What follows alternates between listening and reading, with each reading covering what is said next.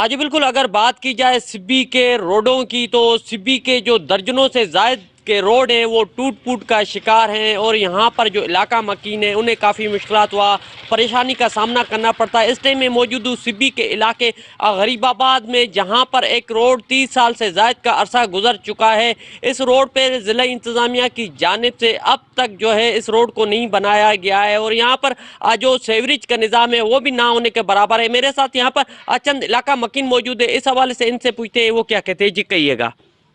السلام علیکم، میں شبیر احمد بات کر رہا ہوں غریب آباد علاقے سے، مدرسہ مفتاح علوم واٹر ٹینکی کے قریب سے۔ عرصہ 30-35 سال ہوتے ہیں یہاں پر میں رہائش پذیر ہوں۔ اس عرصے کے دوران یہ جہاں پر ہم کھڑے ہیں تقریباً آج تک کسی نے کوئی نہ کنکریٹ تک ڈالا ہے، نہ کوئی روڈ بنا ہے، نہ کچھ۔ یہ ہم اپنے آپ مدد کے تحت یہ کچھ تھوڑا بہت بھرائی مٹی ڈالی، کبھی راکھی ڈالی، کبھی بجری ڈلوائی۔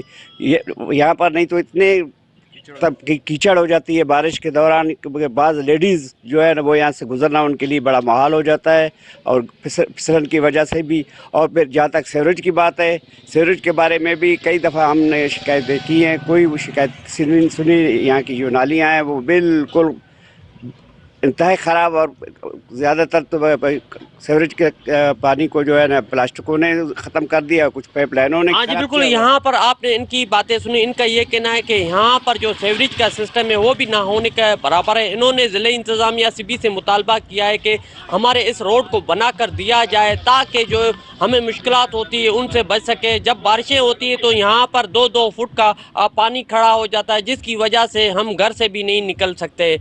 کیمرہ ٹیم کے ساتھ رپورٹر ظہور مکسی، ساتھی رپورٹر یار علی کے ساتھ وش نیوز۔